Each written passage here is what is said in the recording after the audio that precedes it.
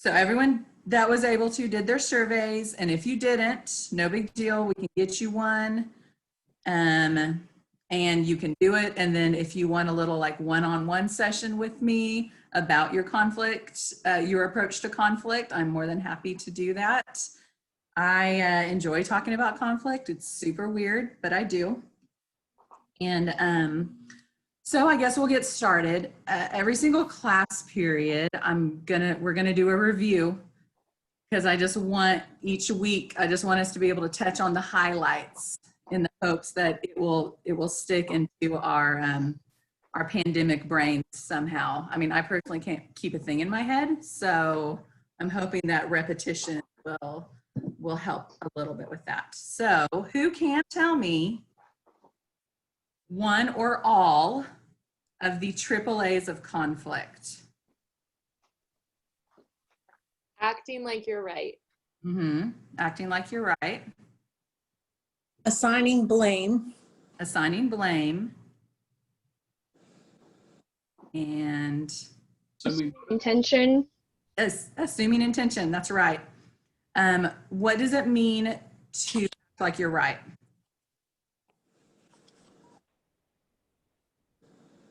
That's kind of obvious, isn't it? Act like you're right. But really, like, it's when you're acting like you're right is the action. It's falling into the trap of trying to convince someone else that you're right. That you act like you're right by letting this other person know, hey, I'm right and you're wrong. And so really the focus there, regardless of who's right and who's wrong, needs to be on what is important to each other rather than what is actually right or wrong. So the focus isn't the what, the focus is the why. So that's the acting like you're right. That's the first of the AAAs. The second one is assigning blame. Who can tell me about that one?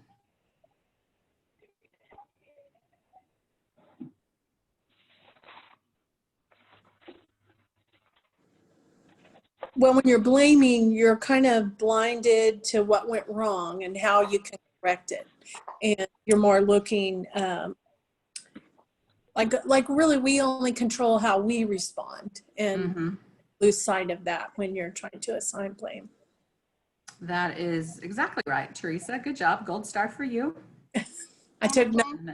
It is. It's focusing on the who is at fault rather than the how you contributed to the conflict.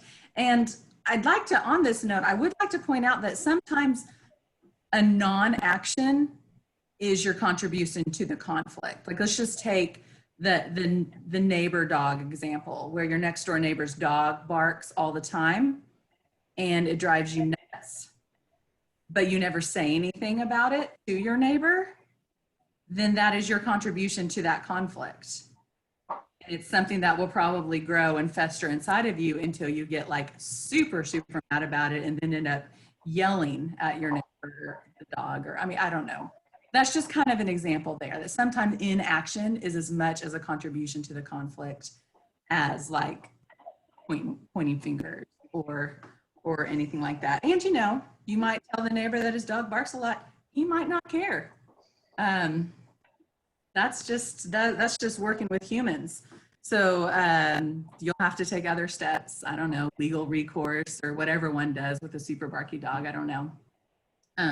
Charlie's an angel, so it's never something we've had to deal with. If you know Charlie, you would be laughing right now. But yes, Teresa, I liked that you said we only control how we respond in any given situation, and that is really important in the act of assigning blame. You can't control the other person. You can't control what they do, how they say it, how they do it. You can only control how you respond. Okay, so the third one is assuming intention. Who can tell me about that?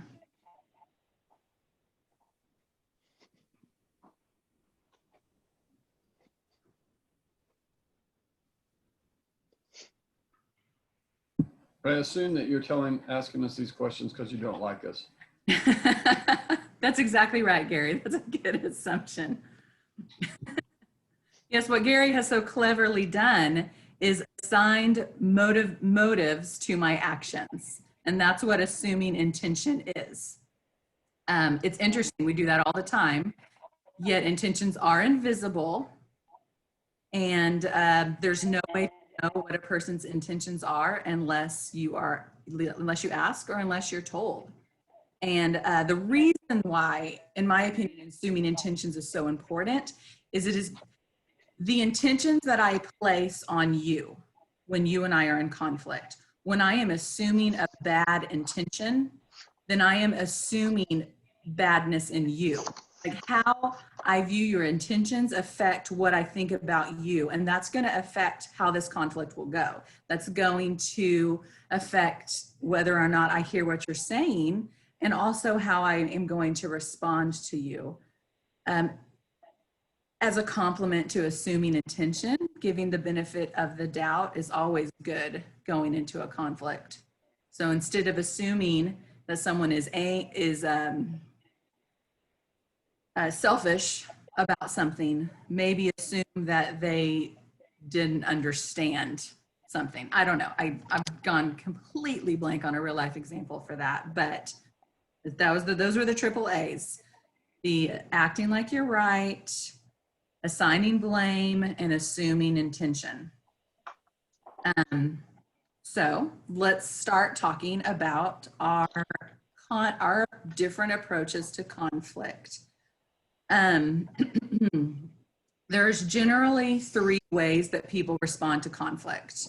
That is moving toward it, cooperating, building a relationship, moving towards that conflict, moving against conflict, which is competing or being aggressive, or moving away from a conflict, which is withdrawing or avoiding. And so it's from those 3 things, the moving toward, against, or away, that the 5 different styles were created. And those styles are avoiding, competing, accommodating, compromising, and collaborating. And what I'm hoping to do, well, actually, I'm going to do it and then you'll get to find out what I'm hoping to do. So that'll be a fun surprise for you guys. All right, so let's go ahead and talk about avoiding. Avoiding is not being focused on your concerns in that conflict or the concerns of the other person. You just don't want to have it. It is a lose-lose situation, and the goal of avoiding is to delay the conflict for as long as possible. Off the bat, the biggest problem with this style with the avoiding conflict style is that conflict rarely actually does go away. And more often than not, it's actually going to get worse.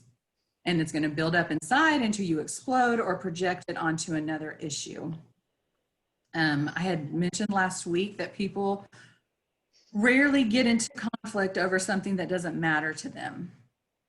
Conflict is also rarely about what the argument is about. The conflict is usually something deeper. It's a deeper issue. Avoiding conflict is like fire for the fuel of the big conflict. When you avoid a bunch of little conflicts, you're just throwing in wood to what's going to be like a super big conflict. And avoiding is the gasoline for that. And those with an avoiding style are typically taught from a really early age that conflict is bad and that there's negative consequences for disagreeing or talking back or conflict of any kind like that. And so because of that, in order to kind of protect ourselves in conflict, we stop caring. It's a lack of caring. So that leads to avoiding the conflict because it's just not worth it. You don't care about the outcome anymore because it's not worth the anguish of going through the conflict. And that can be instilled at a pretty early age. And I think probably that is instilled in all of us. And I would say even within a church culture, there's a little bit of that, because if we're not all of one mind, then what's going on? And so we can't talk about this conflict because if you and I disagree, then we're not of one mind anymore. And like, that's no good. So I think avoiding conflict comes pretty naturally to a lot of people. It's really important to understand that avoidance is not going to make it go away, especially if it's someone that you have some sort of relationship with. I mean, the guy driving down the street that cut you off, you can avoid a conflict there. You can give him the benefit of the doubt and move on with your day. Done and done. But if your spouse is constantly undermining your authority in front of your children, that's not something that's going to go away. So that's not something that you want to avoid, because it won't end well, as it will continually come back up. And each time it will become a little more aggressive and a little more aggressive, and it will show itself in some form. And it might not be in the moment that your spouse is undermining you. It might be in the moment that your spouse forgets to do something that you asked them to do. And then you just assume it's because they don't care about you. If they're going to undermine you and not take out the trash, they don't care about you. Okay, does that make sense? That's an example of how avoiding can be pretty dangerous when you're in a relationship with someone, anyone. There are times when avoidance is acceptable, though. When the other person or you may need some time to cool off, then avoiding the conflict for a little bit is okay. Sometimes you need time to cool off or reevaluate the conflict. Also, sometimes the conflict can't be adequately discussed at the time, and it just needs to be set aside. If you're going to argue with someone on the way to a restaurant because one person is late all the time, the other person wants to be on time, not that this has ever happened in my family, that's a conflict that's probably best not addressed in that moment, but maybe it's something to come back around to later. Again, not speaking from personal experience, although I'm sure you could guess which one of us would be the late one and which one would be the one that wants to be on time all the time. Chris. Anyway, so another way to avoid conflict is when it is not your conflict.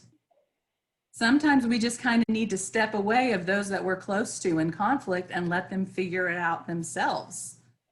It's not your circus, not your monkeys. Might be a good idea to avoid that conflict. And of course, also avoiding a conflict if you're in danger. If it's not worth approaching someone about something that bothers you, if you're going to get punched in the face for it, then you're going to need to get a more professional outside opinion, a counselor or a police officer or something to that extent. Like sometimes avoiding is something that's going to protect you, and that is just okay. Jesus gives us an example of all 5 styles of conflict through his life and ministry. And so I am going to touch on each one of those, starting with avoidance, since that's the one that we're in right now. And you can turn to your Bible if you want, but I'm going to kind of give you a summary of the story. Here's an example of Jesus using the conflict style of avoidance. And it is in Luke chapter 4, starting around verse 14-ish. This is right after he was in the desert and was tempted by Satan, and he comes back. He returns in power, and he's full of the Spirit and all this awesome stuff. And he goes to his hometown of Nazareth, and he goes into the synagogue, and he gets his scroll from Isaiah, and he reads it, and he says in verse 18, "The Spirit of the Lord is upon me, because the Lord has anointed me. He has sent me to preach good news to the poor, to proclaim release to the prisoners and recovery of sight to the blind, to liberate the oppressed, and to proclaim the year of the Lord's favor." So all the Jews that are in the synagogue that are hearing this are like, yay, Jesus, yay, freedom, yay, all these things. And Jesus says, but it doesn't necessarily mean it's going to happen to you. It's also going to happen to like Gentiles and Syrians and other people like that. And then they're like, no, boo, Jesus, I'm so mad at you for saying that. So then they get super worked up about it, and they're so full of anger that they rise up and run him out of town. They lead him to the crest of a hill on which their town was built so that they can throw him off a cliff. But he passes through the crowd and goes on his way. That is a nice way to avoid a conflict. I'm sure each of us have wanted that gift, power, whatever, to be able to just disappear from a conflict and go on your merry way. But these people weren't prepared to listen to reason, and nothing good was going to get accomplished in that moment. So Jesus walked away from it because, you know, like, no one wants to get thrown off of a cliff, obviously. Okay. Does anyone have any questions about the avoiding approach to conflict?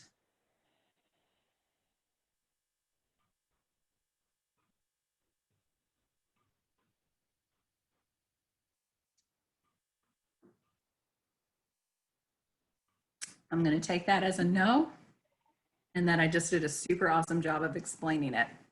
All right, so number 2 is competing. Competing is focused on achieving a certain goal or result. It is a win-lose style of conflict, and the goal is to win. Generally, and then I do want to say, like, these approaches to conflict, the advice and the tidbits I'm giving you on how to deal with conflict, I kind of compare them to Proverbs. Generally, they're right, but they're not going to apply to every situation. So kind of tuck that away. As I'm giving you these tools, you use them as you need them, but not everything's going to work for every moment and every time. So generally, I'm going to use that word a lot because I don't want to pigeonhole anyone. When you have the competing approach to conflict, it means that you care more about your own gains from the conflict than the other person's. It is a power-focused method of approaching conflict, meaning you'll use whatever power you have to win. And that can be your ability to argue, your rank, your money, whatever. Competing can be healthy, and it can challenge a person to be a better version of themselves. But here are some examples of when really conflict should be avoided, or when the competing style should be avoided in conflict. If it strains relationships, that can lead to resentment or retaliation. So if you're constantly fighting with someone, that's going to leave them embittered and angry. It might not be worth the win. When it's used as a shortcut to get what you want, rather than attempting to collaborate or compromise first. If you just don't care, you just want to get it done, and you just want it to be your way, boom, compete, get in there, done, and done. That's not always the best approach because it, again, is a lose for someone. It may be a win for you, but it's also a lose for someone else, and it might be someone you care about. And also, if your desire to win overrides the best interests or need of another person, using that competing style of conflict is not going to serve you or that relationship. I mean, conflict, it's not, sorry, competition, all these C words, man, they're really throwing me. Competition is something that's bred in most of us from an early age. I mean, sports, awards, raises, promotions.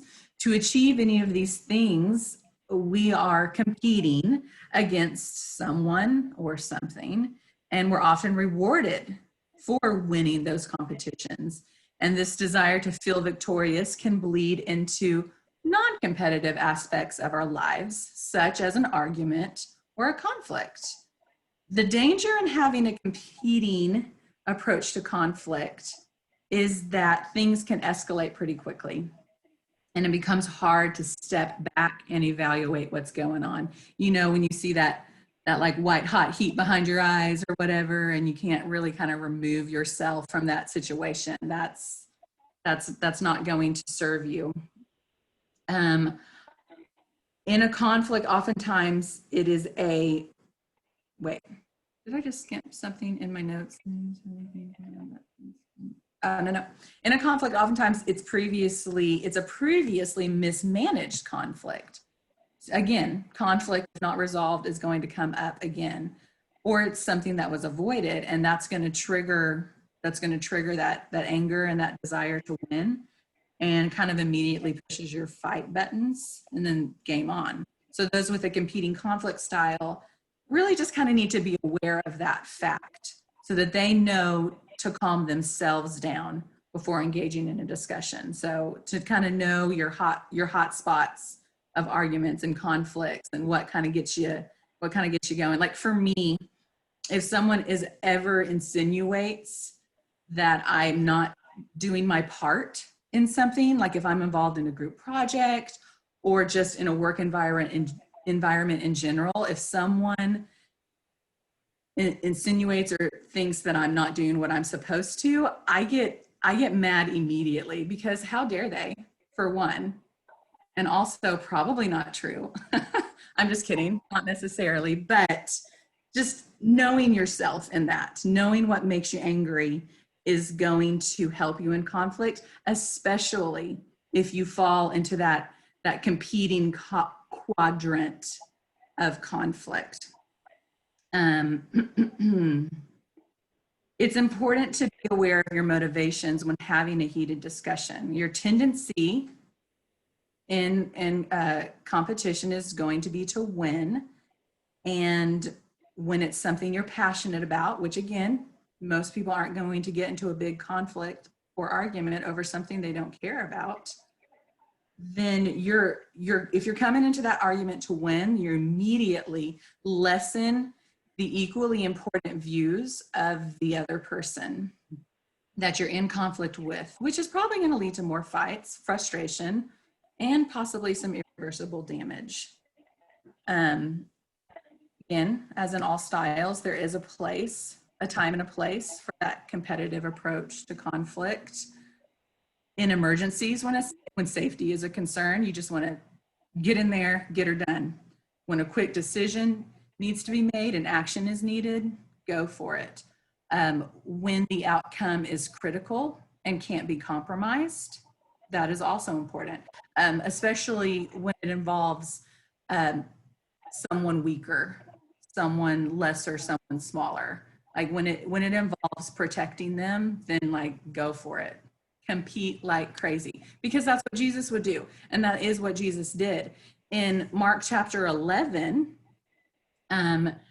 Jesus actually creates a conflict so that he can make a point.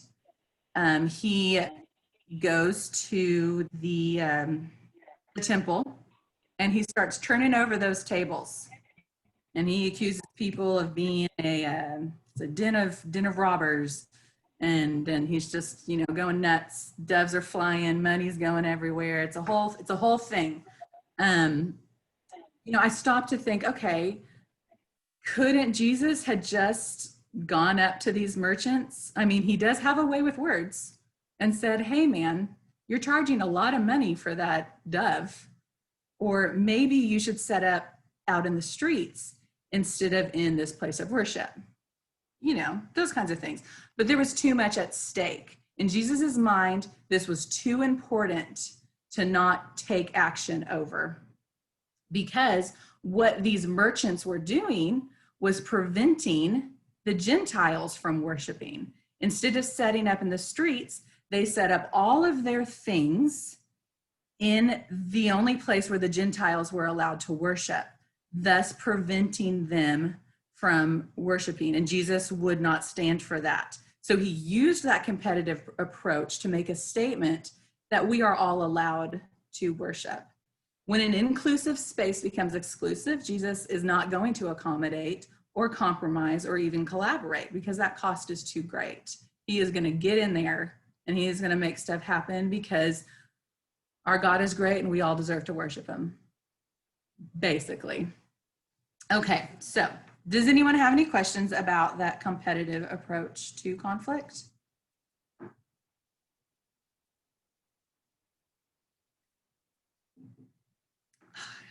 I'm going to have to get a move on. We got 3 more. So you're saying I can't always be aggressive every time I want to? Yes, Andrew, I'm sorry. You're just going to have to chill out a little bit. I appreciate it. No, that's good. Yes, That's yeah, really good yeah, stuff. you're welcome. All right, so number 3, accommodating. Accommodating is focused on peacekeeping. It is a lose-win style of conflict, and the goal is to yield.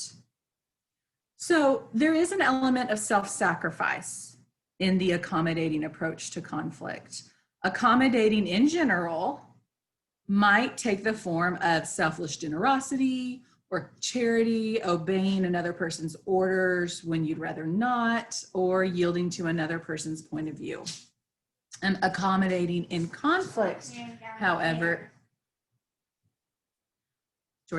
accommodating in conflict, however, can be a bit trickier because it can lead to a resolution that's unfair to you, especially if you're dealing with a person who is competitive by nature. It can also give the person a sense of entitlement if they always get their way. They're not going to learn how to give and take and work towards a mutual solution. So you're accommodating a conflict hurts you, and sometimes it can also hurt that other person because it robs them of an opportunity to grow in a little bit of self-knowledge and also mutual respect. Your natural desire to please and accommodate those around you can lead to feeling used, abused, and oftentimes taken advantage of. Accommodators do not like to make waves. They enjoy harmony and peace.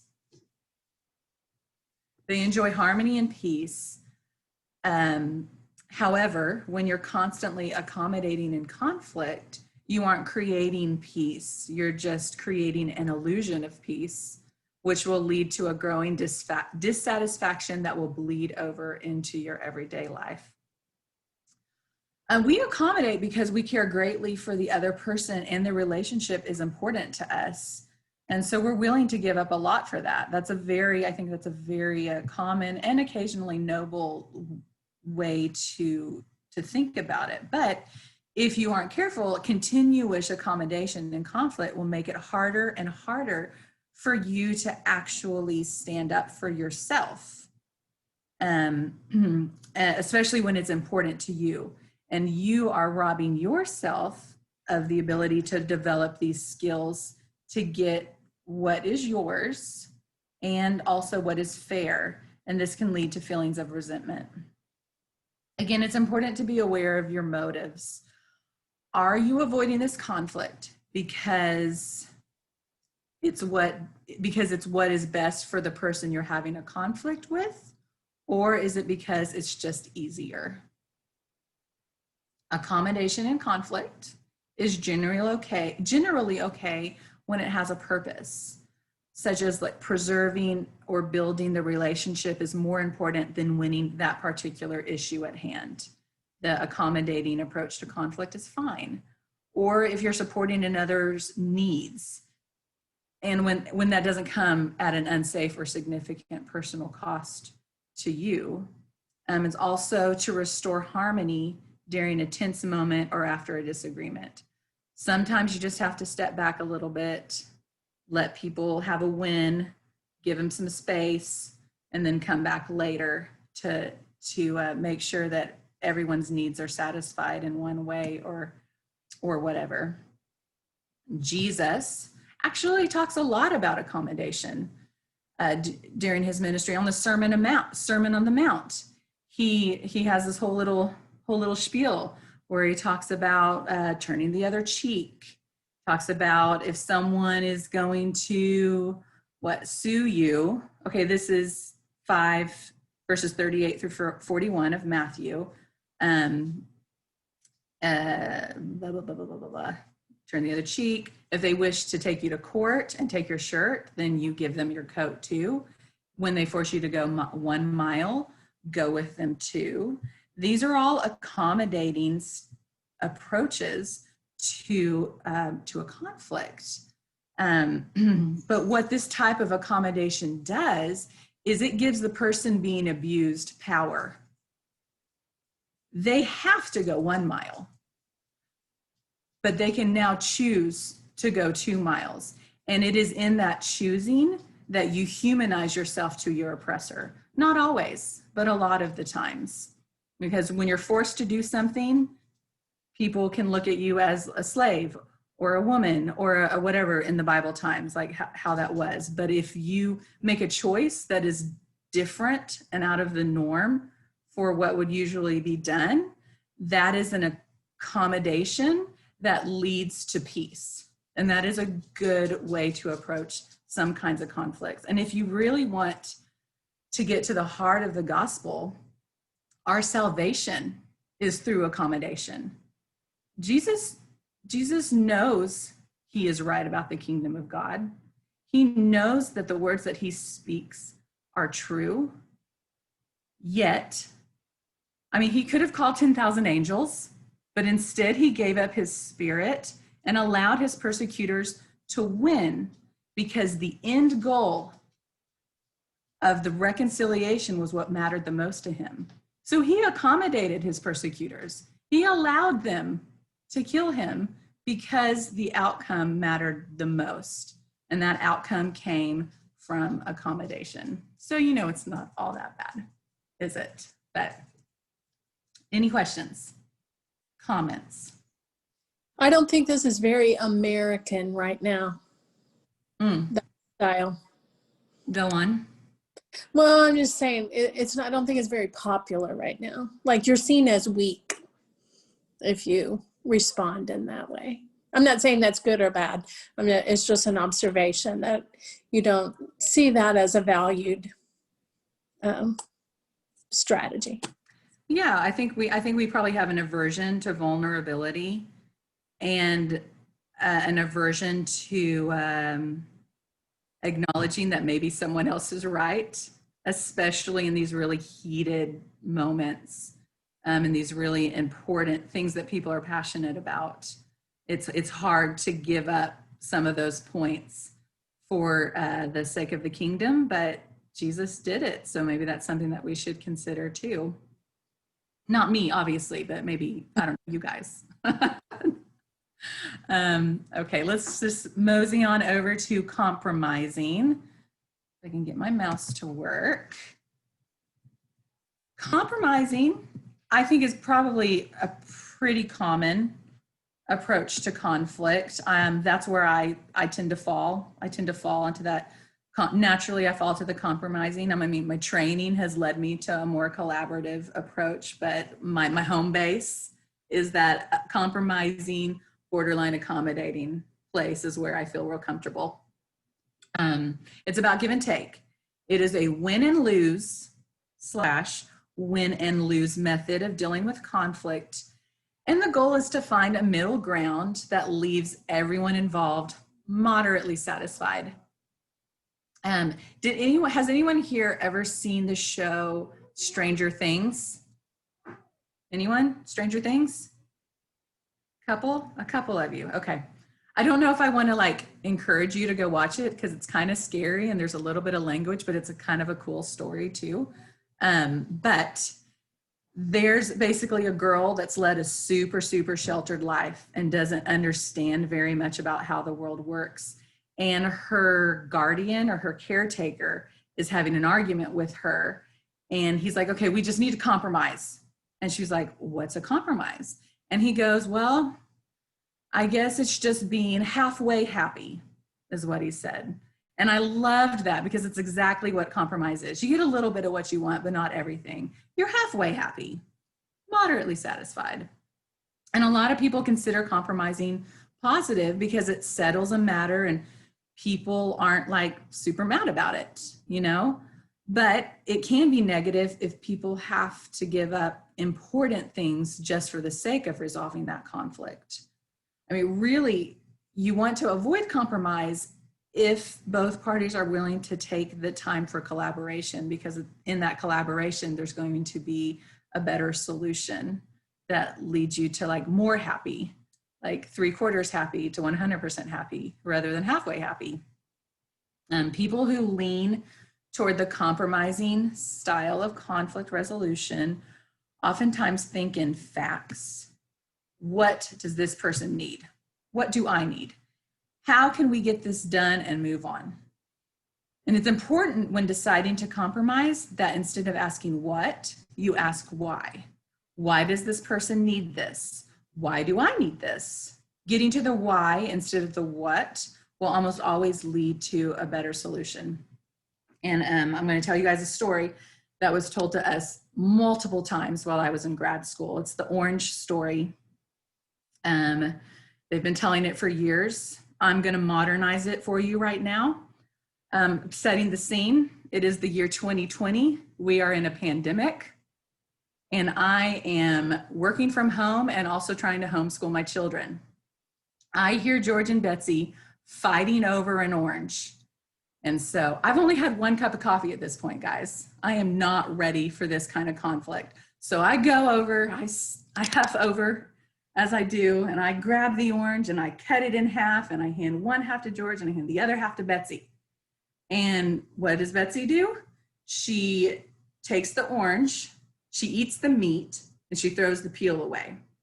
George peels the orange, throws the meat away, and takes the peel to do a science project that he's working on. So I compromised for them. They both got some orange, but they wanted it for different reasons. If I had taken the time to ask, hey, why do you want this orange, George? Or why do you want this orange, Betsy? They could have actually, Betsy would have had an entire orange to eat instead of half of one, and George would have had an entire orange's worth of peel to do his science experiment with. So the why is important when trying to get to conflict and in compromise. Trying to find that why is going to lead to a happier group of people. It is good to use, though, when no other method seems to be working, when time is running out and a solution must be made, and really when it's just unrealistic to satisfy everyone in conflict. Jesus shows us an example of compromising in John chapter 13, where he washes his disciples' feet. So the conflict in this is that no one wants to do it, yet everyone is sitting at the table ready to share a meal together. But tradition calls that feet are washed before you share your meal because gross, right? You're sitting around a table with your feet, like you don't sit in chairs, you sit on the floor, and your feet are nasty because you're walking through the dusty roads. So no one wants to do that. But Jesus, recognizing that time is running out, actually chooses his final lesson to be that of compromise. Because washing feet is a small form of self-sacrifice. Maybe he wanted to do it, maybe he didn't, but by humbling himself, he not only satisfied that growing and awkward conflict that was developing, but he also taught an important lesson about small sacrifices. I also want to point out that Jesus wasn't the only one compromising in that situation. Peter also had to compromise. He did not want Jesus to wash his feet, but he had to allow it. Eventually, he did let him wash his feet because that's what Jesus wanted to do, and that's a compromise. Sometimes we have to allow ourselves to be served, whether we think we need it or not, or whether we want it or not. Any questions or comments?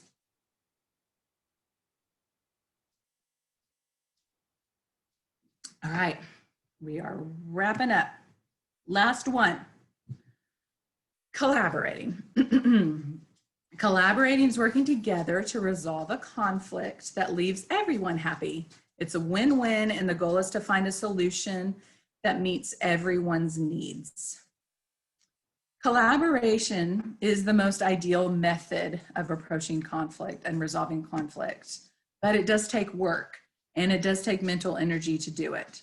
Just like all good things, the time invested in collaborating versus the other styles is very rewarding. However, it's not ideal if a decision has to be made quickly. Collaborator, well, okay. Speaking in generalities again, I don't want to insult my social introverts, but generally speaking, collaborating comes a lot easier to extroverts than it does to introverts, just because extroverts tend to be more focused on other people, can read them a little bit better, and also have, I guess, are more readily able to access their emotions. And those qualities can make collaboration a little bit easier. If collaborating is your conflict style, it's important to remember that some people might not be able to access their feelings as readily and quickly as you, or make their desires known as easily. So it's important to be patient, to ask questions, to ask the why, and to help those you're in conflict with to feel heard. Collaborating means taking the time to find that underlying need of everyone involved in the conflict. And once that's achieved, it will be easier to find a solution that legitimately makes everyone happy and not halfway happy. Just like the kids with the orange. If the mom had taken the time to ask the why, then it would have been a totally different deal. Oftentimes just starting with the question of why will gradually lead you into the efforts of collaboration, regardless of what your conflict style is. If you can start with that question of why and trying to figure out those motivations, it's going to kind of help train and focus your mind towards that collaborating approach to conflict. Conflict is rarely about the facts, but it is about what's important. And there's no way to know what the other person values without being willing to take the time to find out. And that's one of the reasons why collaborating is so important. Our final example of Jesus and collaboration would be the story of Zacchaeus, you know, the wee little man. In Luke chapter 19, we meet Zacchaeus. He is a tax collector, which basically means he's a partner with Rome and a traitor, because people like Zacchaeus's actions create oppression for their own people. Zacchaeus oppresses his community and his own people through his partnership with Rome.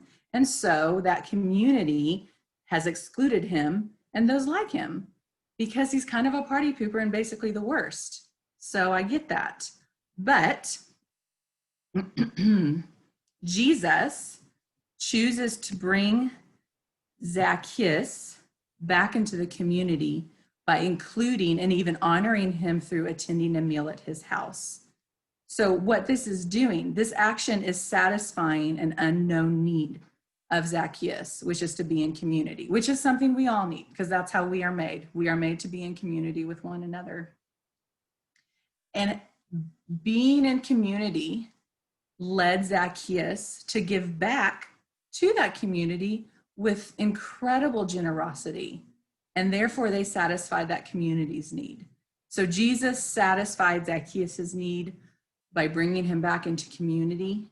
And Zacchaeus satisfied the community's need by giving back to them. And that's a win-win.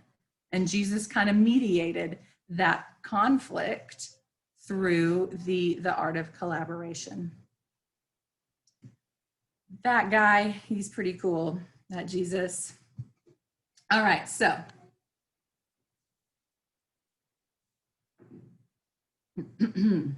Any questions?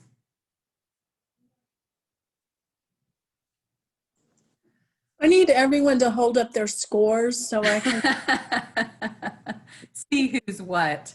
I was actually wondering if you let Russell take the test or if you just told him what his conflict style was. He tried to tell me what I put wrong. Can you believe? Okay, so speaking of your conflict styles and what you scored, The style you scored the highest on, that would be considered your home base or your natural tendency. But you're going to use every single style depending on your level of investment in the conflict, the goals within the conflict, and the situation at hand. Through Jesus's example, we are taught that there is a time and place for each style of conflict. Conflict is almost always, hold on. Sorry, I muted myself. I'm hearing other. I don't know what it is. What is that? Okay, well, making sure I'm not imagining it. I can't figure out how to mute everyone. Okay, it doesn't matter. Okay, let's wrap this up. It is time. All right, so conflict, each conflict style is important. It has its own time and place. Conflict, these styles are almost always, I almost can't even concentrate. Chris, how do you mute everything? Bob, I think you need to mute. I think a dog's licking around you or something.